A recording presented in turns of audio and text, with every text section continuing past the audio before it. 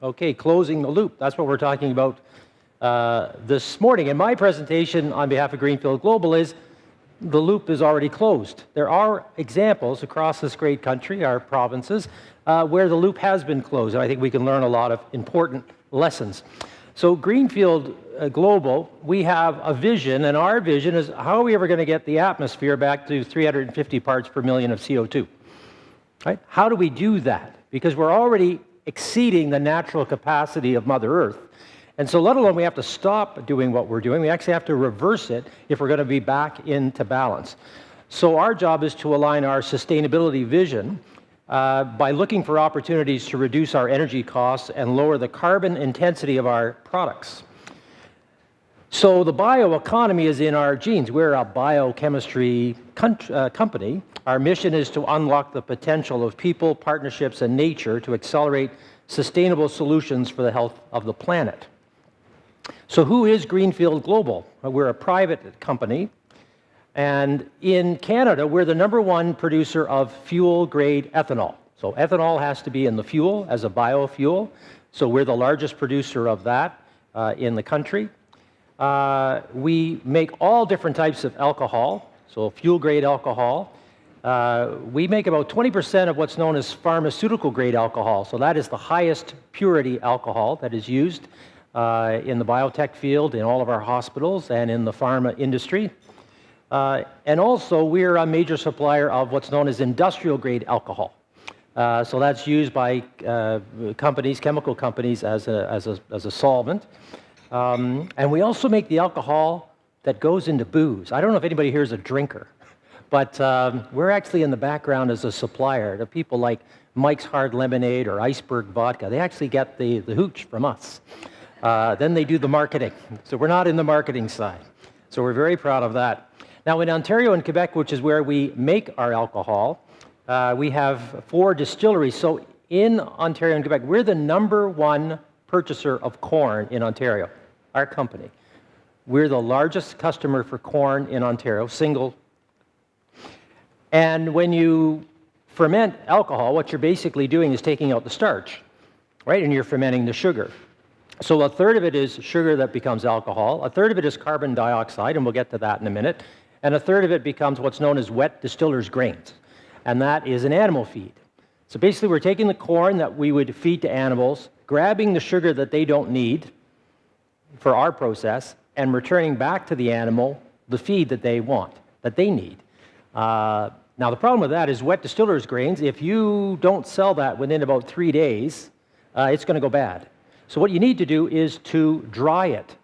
Once you dry it, that wet distiller's grain becomes dried distiller's grains, and then that's a global commodity, an animal feed commodity. So we're the largest supplier of that animal feed in our provinces. But to do that, we actually have to use natural gas. We have to use a fossil carbon source of energy to dry megatons of this wet distiller's grain. So we are the 6th largest consumer of natural gas in the province of Ontario.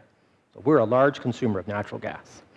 Now our history goes back to 1989, and the company has grown over all of those years into a very large private company. And we have a global diversified asset base, so we are selling to 60 plus countries around the world. We employ about over 500 people worldwide. But let's first of all talk about what is the problem. The problem is climate change, as we all know. And every day, our species, what are we doing? We are extracting fossilized carbon from below ground because it's so energy dense. And we're burning it, oxidizing it, right? And we're putting about 100 megatons of fossilized carbon dioxide into the atmosphere. And that is what is not sustainable because we're overloading our atmosphere with carbon dioxide from a sequestered source, which we are desequestering by extracting it out of the ground and burning it. So the solution, as far as we're concerned, and many people, is the bioeconomy. How do we replace everything that's based on fossilized carbon with renewable carbon, with biocarbon? And so we're moving from an economy which is based on below-ground carbon to what we call above-ground carbon, the carbon that we see, that we're used to seeing. From fossilized to organic, from oil and gas and coal to agriculture and forestry being the feedstocks. And for this conference today, what we're talking about, from waste to resource. Now, what do we do with our waste? As I've said, we're the only species on this planet that's so arrogant that we think that we can take stuff, use it, and throw it away. Every other species on this planet, their waste is another little creature's resource. That's how Mother Nature has set it up, because we just all live in a closed-loop system. As I remind people, we live on a ball, the planet Earth, and there's no other ball we can live on. Like Elon Musk has got plans to get the hell off the ball, but I don't think he's taken us. So we actually have to deal with the situation that we're in, which is we have to get more sustainable. So for example, organic waste goes to landfills, and it has an environmental impact. You know, the decomposition of that organic waste, of course, produces methane, which, as we know, is 25 times more powerful as a greenhouse gas compared to CO2. As a former Minister of the Environment, I can tell you that, of course, the landfills create leachate, and that leachate can get into the groundwater. And the other thing, and this is where we have to start talking about economics, we actually pay for this, right? Whether we have a bag tag or it's on our property taxes, we pay money as consumers to get rid of this stuff, to go bury it in a hole. That's the current situation. So how do we take that organic waste and turn it into a resource, right? And so it's really simple. You just go back to Mother Nature and you say, count down to goodness. Wait an hour. So I don't know if that means I'm badness. Thanks, Farmagoff. I appreciate that. But we always go to Mother Nature, who says you only have a few more minutes, John.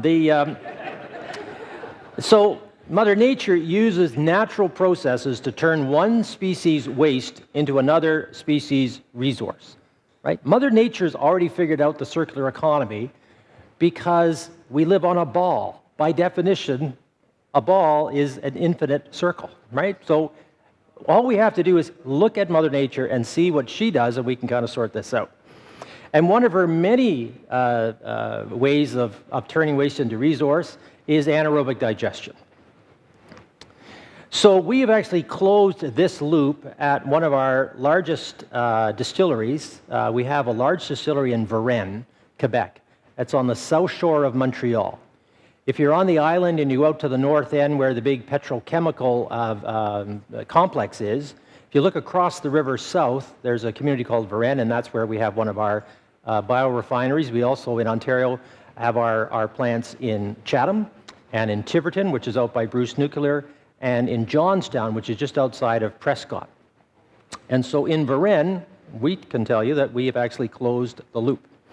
So our anaerobic digestion facility is a joint venture. So now we're just going to start talking business here and private-public partnerships. So it is a joint venture between our company, Greenfield Global Quebec, and what we call CEMEX, which is Société d'économie mixte de l'Est de la Corrèze, which is, in English, 3 regional governments that represent about 27 different little municipalities. So think like Waterloo region, right? So it's really 3 regions that are made up with other communities, but it represents basically 270,000 people. That's what it is. So 250,000 people in Quebec, and the question is, what happens to their organic waste? And what the province of Quebec did, and this was very wise of them, they said, okay, we got to quit burying stuff in holes, right? So that's good. So what do we need to do to divert? The easiest stuff to divert actually is organic waste. And so they have said to their people, in a couple of years from now, you're not going to be able to take organic waste, the source-separated green bin stuff, and throw it in a hole. You're just not going to be allowed to do that. So that then caused a problem for the municipalities who are responsible for landfill. How are we going to solve that problem if we're not allowed to take organic waste and put it into the landfill? So anaerobic digestion is the solution that collectively we came up with. So we have just built a large traditional anaerobic digestion facility that processes 40,000 tons a year of source-separated organic waste generated by those 270,000 residents. The plant now will be fully commissioned by the end of this year. The plant is up, running, receiving the waste. The municipalities were in charge of actually collecting the waste, which they were doing anyways, getting it to our plant, and it already is creating biogas. The next step is, well, I'll get to that in a second. And the other government issue is because they were forcing the municipalities to stop sending their organic waste to landfill, they provided to our joint venture 2/3 of the capital to build this plant.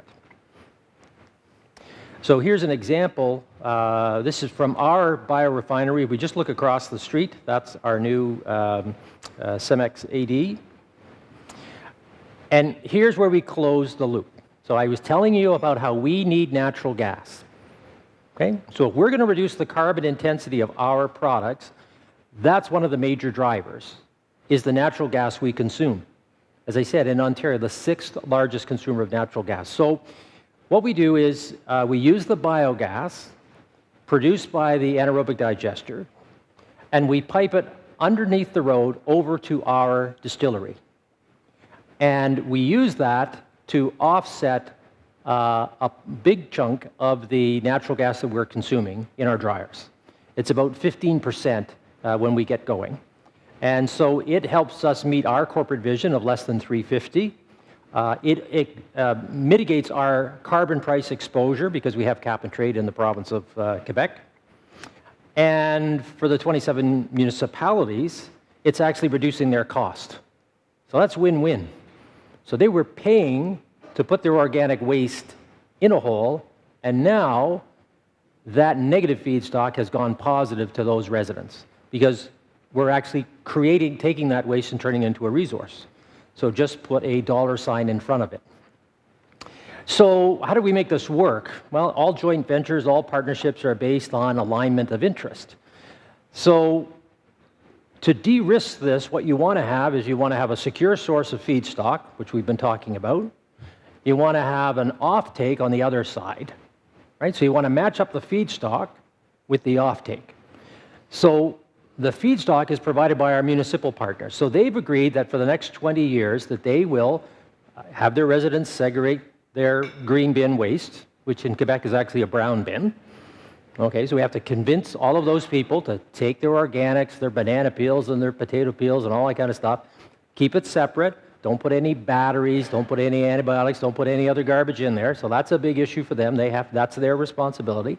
They have to pick it up and they've got to transport it to our plant, which is right in the heart of their communities. What we agreed to do is that we are purchasing for 20 years the biogas that is made by the anaerobic digester. Okay?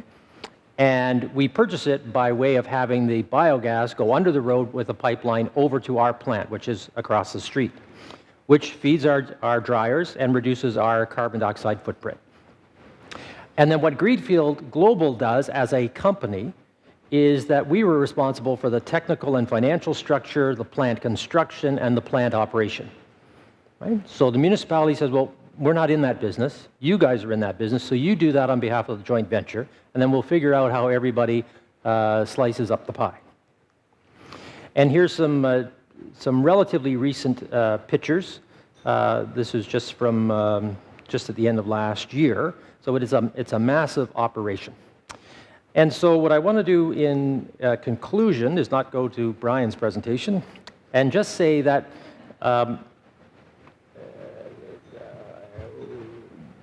what we can learn from how to close the loop, right, is that one, we need to do it.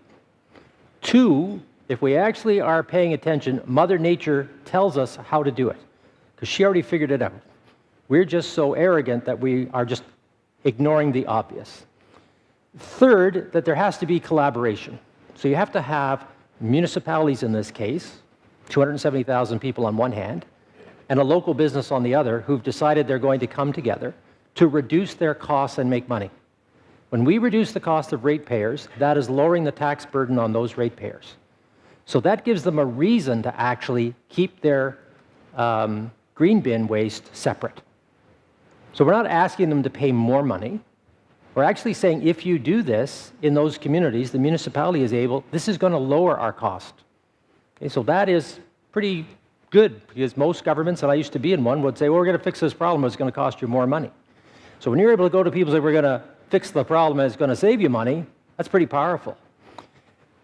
In a partnership, you let the people who actually know how to build and construct and run things do it, as opposed to the other partner who doesn't do that, which is government. So you let the private sector build it, and then what you do is you have a very transparent, open book relationship so that everybody can see where the money is going, how it's being spent, and at the end of the day, as we get better and better, taxes go down and Greenfield makes money. So we both win. So the key to this was setting up that relationship. If you do that, you can close the loop. And so again, when it comes to organic waste, that now, a waste-free Ontario is not a waste, but a resource. And once you figure out how to monetize that, this thing works. And Mother Nature is, as I've always said, if you have to bet between Mother Nature and Donald Trump, you want to bet on Mother Nature, right? I mean, she's going to win. She's given us all the reasons about why we need to do this. And so I'll be glad to answer any questions you have at the end of the panel. And back to Brother Joe.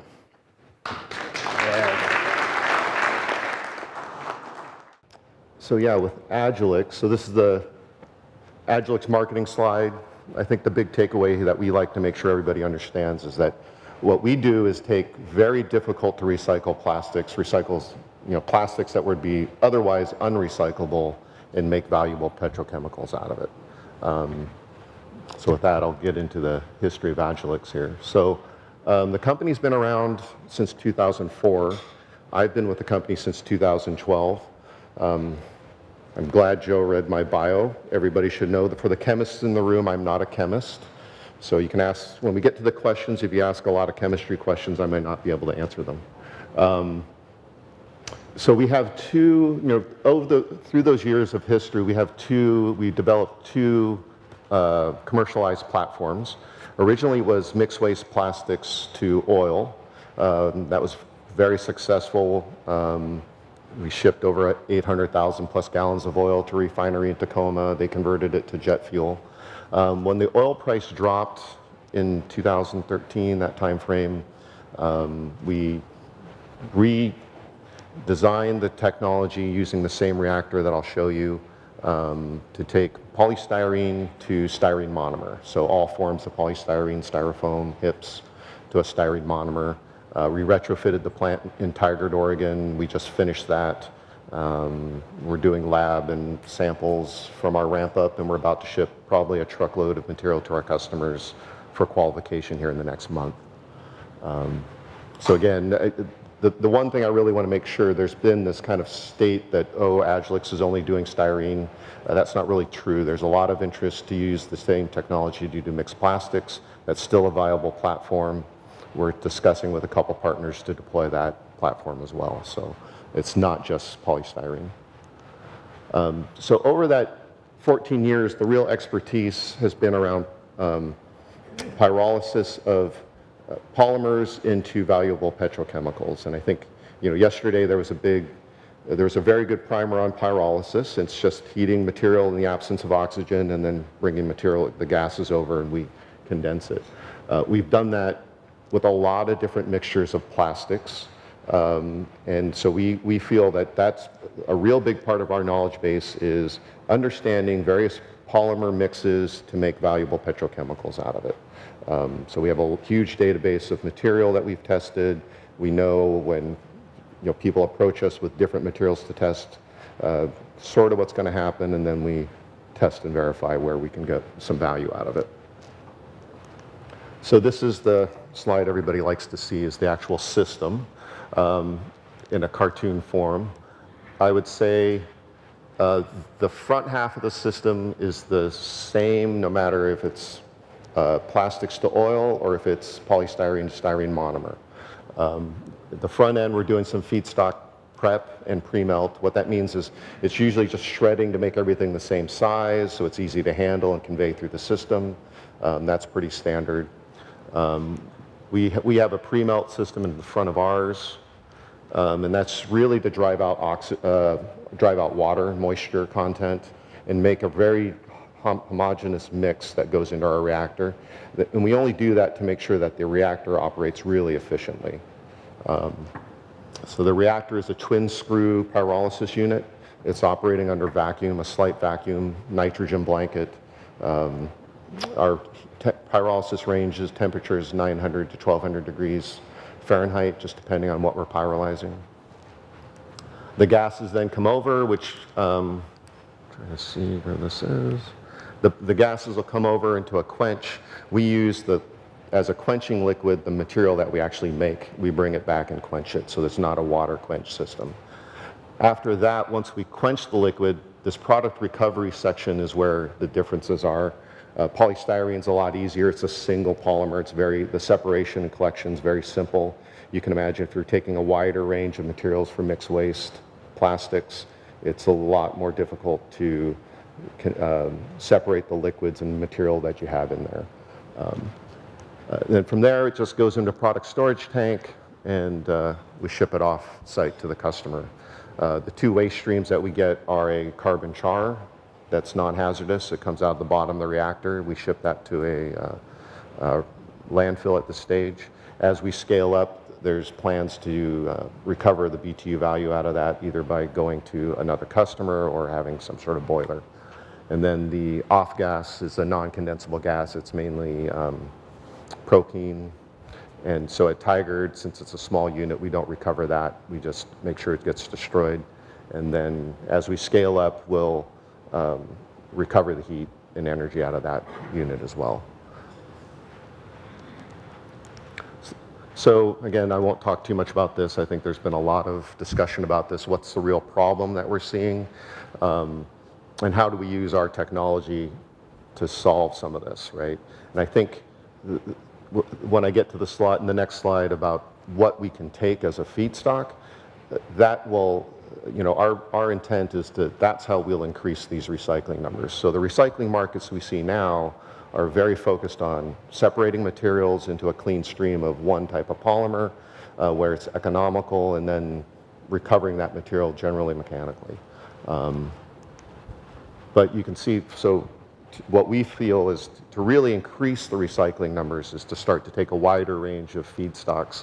And these are just samples of feedstocks that we've tested and processed in either a mixed waste plastics to oil. So we've tested MRF residual, we've processed that. This happens to come, it's mixed film, and there's fiber in it, very dirty. It's not anything that somebody would want to try and recover discrete polymers from, but we can recover that into a petrochemical. Wire chop we've processed.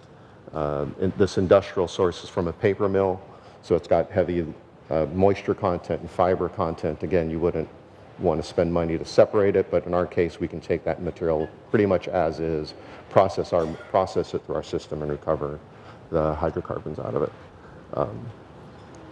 We've part of an energy bag program. This is a styrene HIPS bale that we process. There's been field turf that we've processed. So again, a wide range of materials that previously you wouldn't spend the money to recover or separate.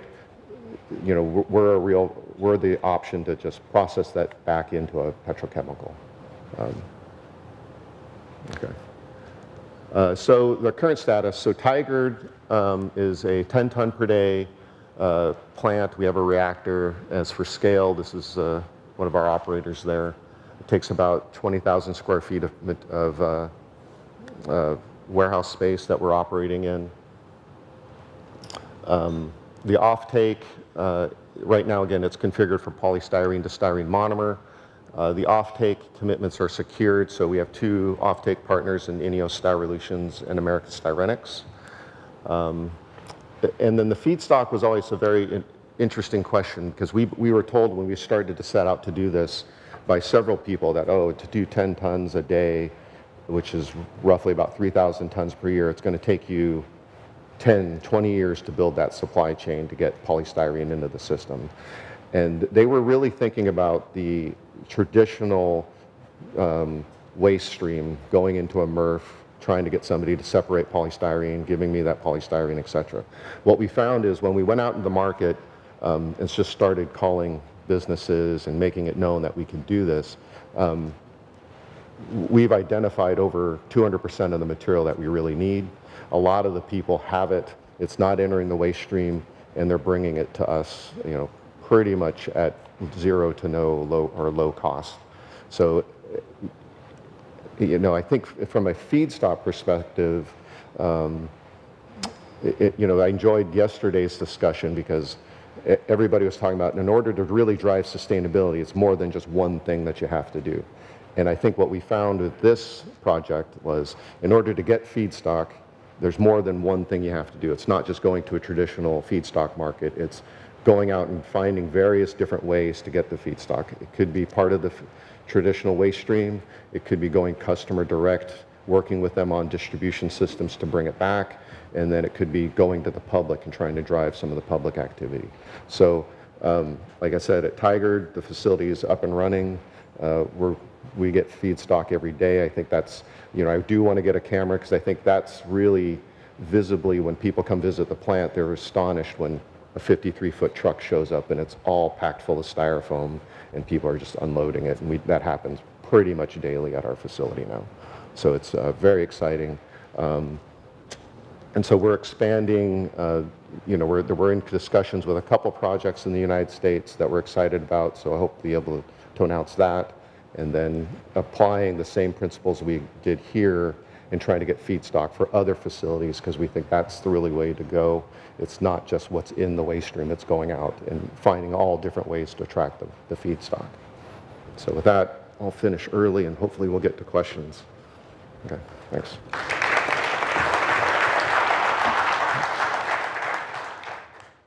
Thanks a lot, Joe. And thank you, Joe, CPIA, WISE, for inviting Canada Fibers in to make a few comments about mixed waste processing within the circular economy. So first up, I'm just going to share a little bit about Canada Fibers, get into some detail about resource recovery in Ontario, some of the key challenges we're facing, maybe not on a policy level, but on a technical level. Mixed waste processing as a potential solution to some of our problems, a little bit of our high diversion MRF, which we acquired last year, and some of the next steps that we have planned moving forward. So Canada Fibers, we've been around for about 27 years, 700 employees, 17 facilities across Ontario. We're moving into Manitoba next year. 13 recovery facilities, 4 recycling facilities, 1,000 local customers, and processing about 60% of Ontario's Blue Box program and 600,000 tons annually. So a little shot about all our services. I'm not going to go through them, but just to make life simple, we service both the public and private sectors. We haul waste, we process them at our material recovery facilities, and we develop end products, including our urban garden products, which is mulch made from wood waste, our urban biofuels, and our urban polymers division, which recycles a range of plastics. So this is a shot of our Toronto Resource Recovery and Recycling Campus, as we like to call it, fully integrated. We actually have North America's largest, fully, most technologically advanced MRF in that campus, where we process municipal waste. We also have another MRF where we process IC&I waste on site. We're developing about 20 plus commodities at that campus, and integrated in the sense that we take the plastics that are recovered on site and process them on that same campus at our urban polymers division, where we clean into flakes, and we have an extruder on site for HDPE to compound into pellets. So the whole process is quite GHG efficient, limiting transportation and increasing recycling. So just a quick snapshot. I'm not going to be talking much about policy, even though I love talking about policy, and my previous world was policy. But just a quick snapshot of where we are. This will probably change, given the new government, right, Joe? And but let's just say this is where we are today. So Resource Recovery and Circular Economy Act, which came out last year, 100% IPR funded program. The core objective is zero waste and zero emissions from the waste sector. A big initiative is to boost recycling and diversion, especially from the IC&I sectors. The organics framework also launched, I think, at the end of last year to drive organics away from landfill by banning organics at landfills by 2022. So lots of exciting stuff was planned. We'll see where it goes. But really the objective was, let's drive this circular economy, let's reduce greenhouse gas emissions, and we'll see where it goes. From a diversion perspective in Ontario, we are in the area of 49.2% as of 2016. We've kind of been stuck in that range on the residential side for about 50%. If we add in IC&I waste, which is a big challenge in our province, we're looking at only 25% overall recycling rate. And that's a number I got from Joe's primer yesterday, by the way. So there's a tremendous amount of resources unaccounted for, a tremendous amount of resources going to landfills both in Ontario and across the border. So how do we deal with that challenge?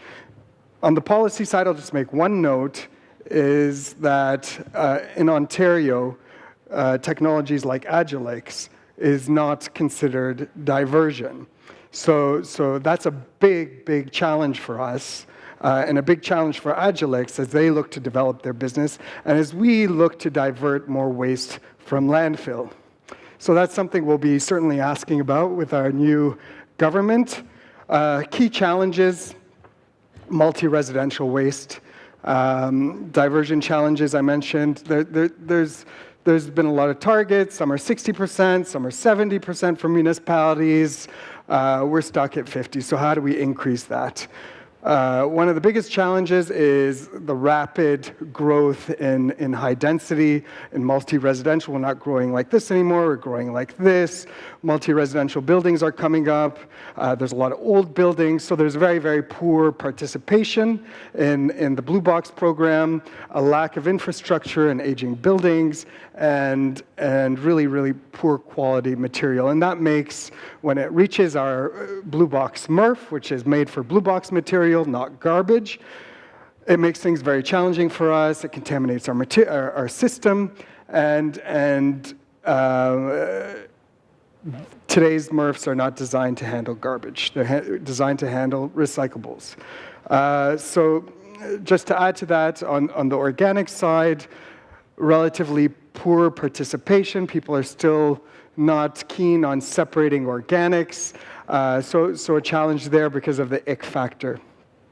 So more diversion makes a big difference environmentally. Let's just get that off the bat.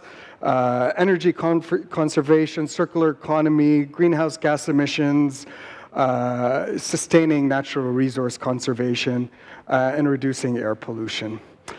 So how do we move the needle and get more material to diversion and to alternative energy opportunities? As opposed to going to landfill, mixed waste processing can move the needle towards further diversion. It can mean some more recyclables available. It can mean a lot of organics available and for diversion, and it can mean refuse-derived fuel or low-carbon fuel to reduce greenhouse gas emissions at industry like cement kilns. So mixed waste processing is one solution, or part of the solution to some of the challenges, driving diversion goals, advancing recovery of organics and recyclables, reducing environmental impact of greenhouse gas emissions and methane at landfills, and being able to produce digester-ready organics that can meet a 50% recovery rate. And I mentioned that low carbon fuel element, and I mentioned that diversion note. So the low carbon fuel element is value from residue. So we would process this mixed waste, go through our facility, we'd separate out the organics, the recyclables, and from part of the residue, we would develop a refuse-derived fuel product or a low-carbon fuel product that could help divert more waste from landfill, reduce greenhouse gas emissions. In Europe, in particular, under the EU Circular Economy Act, energy from waste, low-carbon fuels are considered acceptable as long as all other options are tried. And this type of situation, in this type of scenario, everything goes through this facility, and whatever can't be recycled or recovered can be converted into fuel. So single stream processing versus mixed solid waste, just a little breakdown there on typical single stream processing in terms of plastics, 11% recycled, 10% glass, a lot of it is fiber, as you know.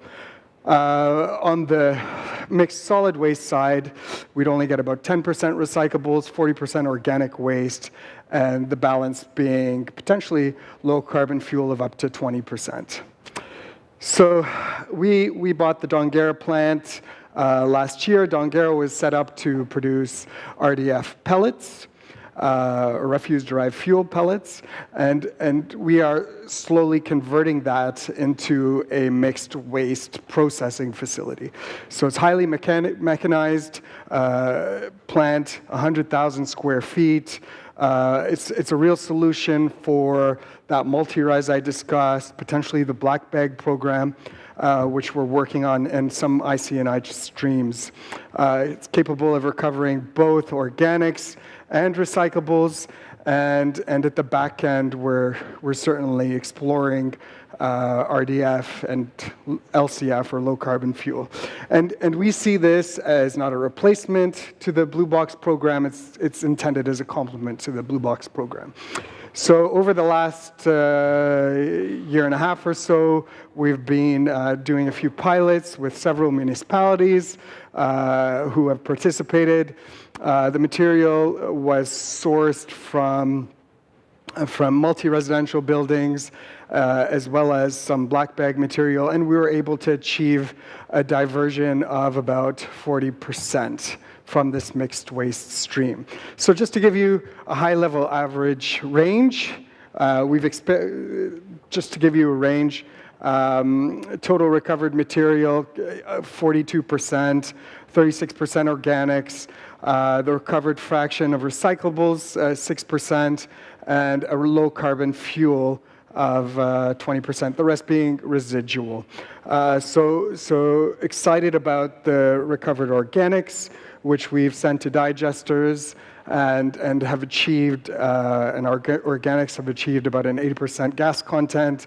Our recovered plastics have been experimented with at our urban polymers plant. Yes, they need to be washed a little bit more, and my colleague Dan is very cost conscious, but they're still recyclable.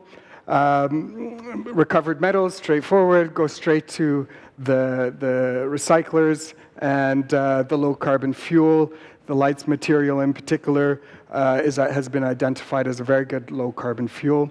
And the balance, non-recoverable, you're not going to get some good fiber to market right now out of this material, so that's going straight to the landfill, and of course the heavies are going to the landfill. So next steps at our Donguera facility, we are evaluating all the information that we've achieved from the pilots, and such as baseline scenario, establishing that baseline scenario, looking at variables, seasonality. We're conducting further pilots, in particular on black bin material, garbage streams from one large Ontario region, which is ongoing right now. and we are conducting low-carbon fuel pilots with one fairly large partner, and that's about it. So now that we have this information and we know how the plant works, we know what the quality of our organics are, we know how much kind of recyclables are in the stream, how much recyclables could be recovered as well on top of that 6% that I mentioned. We're looking at technological enhancements, and those technological enhancements are going to try for an optimal diversion of recyclables, increase the quality of the organic material that we're recovering, and we're kind of playing around with the best recipe for refuse-derived fuel or low-carbon fuel with our partner, and that's pretty much what we're doing. We're trying to drive diversion at Dongarra and lead the way to more diversion in Ontario and up the needle on that 25%. And I hope the next government will be in line with that. That's about it for me. Thanks.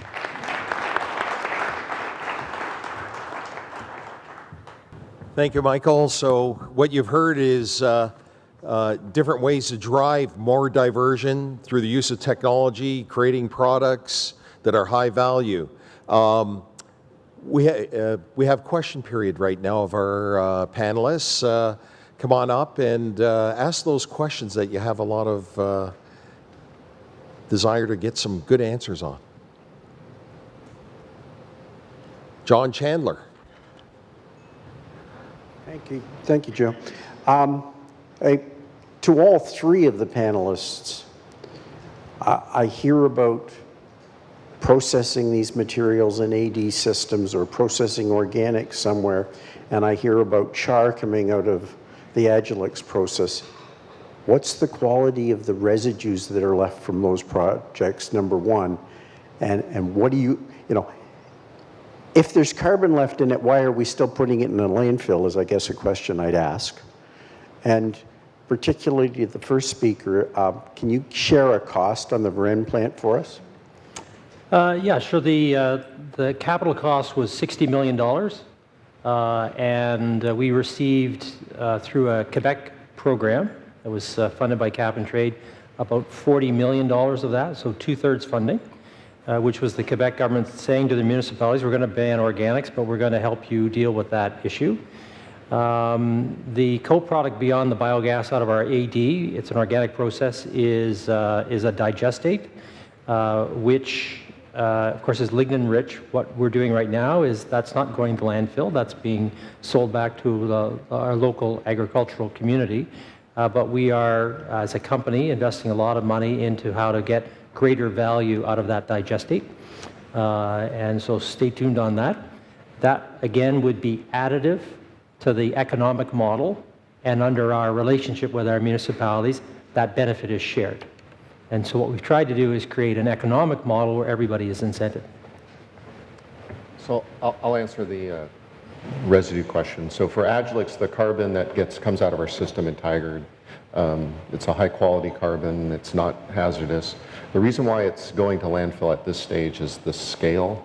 So we produce so little of it, actually, that although a cement kiln may want it, or some other people may want it, we just don't produce at a scale that they want to take it, or at that scale. So, you know, we've had those discussions as we scale up our system to a 50 ton per day or larger. That's where it starts to become a lot more economical.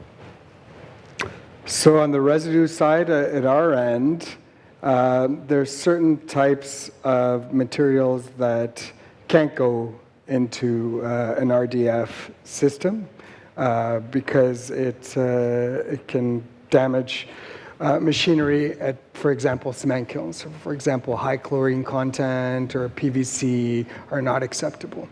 But there are technologies that can handle that, which we're experimenting with, and it's like this Dongarra facility is a trial for all of us. Moisture content, for example, is also a big thing. But there are technologies out there that we're toying with to dry it up. But that costs energy. by the way. So that's more GHG emissions down the drain. Dr. Castaldi. Yeah, Marco Castaldi from City College. So I was here yesterday, saw a bunch of things, and think it's a great efforts that we're doing. I think it's great jobs that you guys are doing and trying. Some hard questions. John, I guess all of the digestate is being sold. This is the idea to the ag market? Yeah. All of it? Yes. Okay, great. Yeah. And because I just have 3 questions for everybody, I don't want to take up everyone's But time. the key is input, right? So you have to make sure Absolutely. your organics that are coming from your municipal residence is not contaminated. This is the point. Yeah. This is the point. So that means that you're getting that well-separated, non-contaminated because you're able to sell it all. So that's good. And then to the question on Michael, the material that you have coming in, you're doing the separation and so on, and now you have these recyclables. Just right, what's in the news is the plastics just don't have a market. So even though you're getting all of that, you're doing this good separation, you have all those off takes and those things are being sold and they're going to market.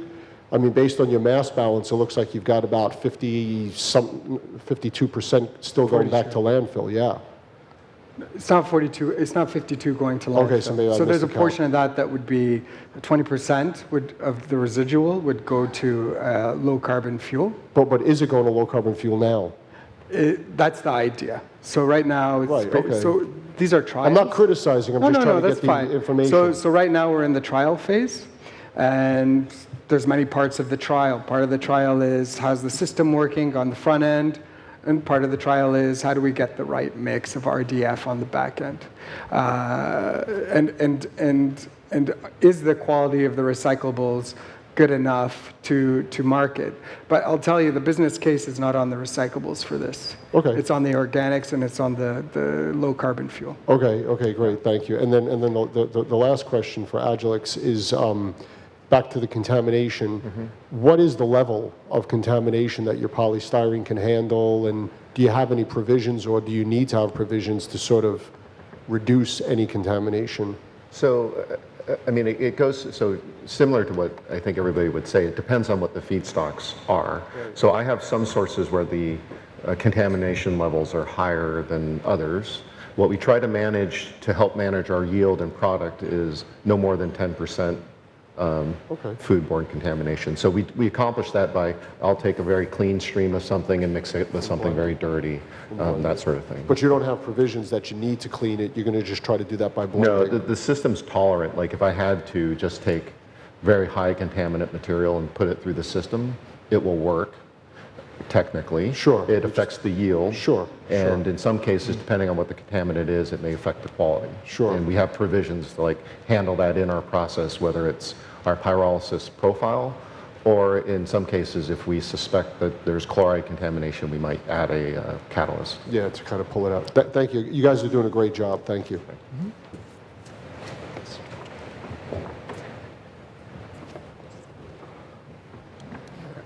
Umberto Rena, University of Campania. Again for Brian, I would like to come back to the your process, polystyrene to styrene monomer process. This is a sort of depolymerization process. In the past, I found that all these kind of problems can be successfully only if the starting material is very, very clean. So I come back to the same question that Marco asked you before. In general, these processes in the history of this kind of technology needs a very, very clean material as a starting residues. Do you have any information about this? Because this could be a crucial aspect. I have no problem for the mixed plastic to crude oil process that you presented, but some doubts about this depolymerization process. Okay, so in terms of the cleanliness of the material, similar to the answer there. So I have some streams where it's very dirty. So as an example, we have a large amount, probably of the 3,000 tons that we're slated to bring in this year, probably 40% is coming from an agricultural market, and it is very dirt laden. and we can process that material without a huge problem. One of our sources of food, lunch tray program, where kids are just tapping the major portions of the food off, we'll get material with mustard packs, bacon, and whatnot. So I think, to your point, to some of your point is, does it need to be super clean? It doesn't need to be super clean. The cleanliness only and the contamination only impacts me in terms of yield. It doesn't actually. So what we generally do to manage that is I have some very clean streams of material and we just mix that in to manage the process. It's not, I think if you came to our facility, and I can follow up and send you some pictures of some material that you find very surprising. And that does apply also for mixed waste plastic as well. So. Thanks. Doug Russell from Cogent Energy System. A question to John and to Brian. You guys have been on the front lines of negotiating the business arrangements for feedstock.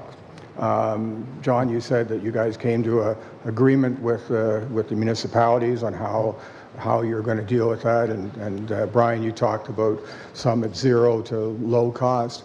As more and more realization comes into the market that there are more and more technologies and others ways of converting this into valuable products, what is your kind of outlook going forward on how tough those negotiations are going to be with potential feedstock suppliers? And maybe you could share a little bit of your experience in each of your projects in this area about how that evolved, and because people are starting to realize this is a resource and trying to get as much out of it as they can. So what's the room for the size of the pie, and how much can each expect? Well, for our company, of course, what drove it was the decision by Quebec to announce to municipalities that they were going to ban organics. So that is the thing that catalyzed the need to have the discussion. We de-risked it by marrying a 20-year feedstock supply with a 20-year offtake on the biogas. And so that de-risked it. So yes, maybe 10 years from now, in the middle of this, all of a sudden that resource has a lot more value. But we have a contract amongst the joint venture partners as to how to deal with it. So that takes away that risk. I don't think we would have done it without the two offsetting 20-year agreements, because that's what makes it economic and gives people the incentive to work together. I think a lot of business cases in this space, everybody assumes that it's a negative feedstock, and you're absolutely right. Technology is going to change that. Waste has a negative cost, right? That's one of the definitions of waste. If we go to a world where it's circular, there is no waste. So again, the trick for us, or what kind of our insight was, how do we align economic interests? So if waste becomes valuable from being a negative feedstock to a positive feedstock, if you have the right economic relationship, then you deal with that as a partnership, right? If technology improves yield, or Quebec brings in an RNG mandate, and all of a sudden it makes sense for us, instead of using the biogas in our thermal oxidizer, collectively we clean up that biogas, make it into RNG and get a premium for it, okay, we can decide that as business partners. But we did that really by having that JV, which is a P3 model. And I think that is what has unlocked it for us in Quebec, and we think we're going to be able to do that with other communities in Quebec and throughout Canada. So for Agilix, I guess kind of the big picture, like if you look at the graph of plastics, I don't think we're going to run out of waste plastics anytime soon. So that's one thing in our favor. For Tigard, Oregon, for polystyrene, I think the advantage there has been there are a lot of people that just hate styrofoam. And so they're more than happy to bring it to me for a low cost. As we go to mixed waste plastic, I think it gets a little tougher, and we don't get, like, what we found is when you go out to try and get long-term feedstock contracts with plastics brokers or people who have the waste, they don't want to do it. They just don't want to sign up for anything beyond 2 years or maybe 5 years or anything like that. So it is a challenge as we go forward with larger plants to try and figure out how to lock something down over a contract. Now, what we try to approach is, approach approach it with a bunch of different ways to get the feedstock, whether that's through a traditional waste stream, going to different customers direct, going to municipalities. There's just no one way to do it, and that's how we're trying to mitigate that. Another question over here. I have a question for Michael. You made a statement that I was hoping you could elaborate on, that the business model for the integrated facility is built on the value of the organics and the refuse-derived fuel. Well, the large portion is, because you'll see in the numbers, it's like up to 10% is, I'm talking about outbound materials, not inbound, fees, etc. You're looking at outbound materials, there's a very small percentage of recyclables in the stream. So we've only seen around 6, we could get 10, let's say, but the majority is organics at up to 40%. And So it's not the value of the organics, it's the volume of what's coming out. Exactly. Okay. That's fair. no, not the value of organics, certainly. Connie from Western University. Good presentation to all 3 speakers. They're awesome. I actually have one question for Michael. So in your presentation, like you have a list of challenges, and you have listed rapid density growth and poor multi-residential participation. But then you talked about more diversions. Do you think more diversions actually is a solution to those challenges? And if not, how do you plan on tackling those challenges? Thank you. How do we plan on tackling the multi-res challenge? Yeah, the poor multi-residential participation and... So, education and awareness can take you to a certain point, but generally speaking, the infrastructure and especially the older buildings are not configured to deal with, different chutes of recycling. Some people have to walk it down to a recycling room. They don't like to do that, so they just throw it down the chute. There's different challenges with multi-res, but the material is heavily contaminated. It's not your typical blue box stream. So that would add more work to the diversions, correct? So if you're going to run that material through a blue box facility, the blue box facility is intended for blue box material, and the current multi-res material is essentially garbage. Mm-hmm. Okay. Thank you. That's great. Well, a lot of great questions and great answers. I want to say in a resource-efficient economy, we have examples here where all the resources can be used. I've been dealing with the polystyrene foam recycling issues for many years. I don't even want to say how many. And the issue of contamination has always stopped the recycling of it conventionally. So here's a technology that efficiently deals with the food contamination, which stops polystyrene becoming, I'll call it conventional products like frames, picture frames, and architectural moldings. So that's just amazing. And then we have Canada Fibers Technologies, which are going to take a whole waste stream. And John Wilkinson's Greenfield Global, making use of all those facets of resource efficiency, from feedstock to what I think is important in this, the partnerships. And that's what will get us to that, I'll call it zero waste goal that we would all like to see. So I'd like to thank all our panelists for their great presentations. Please join me.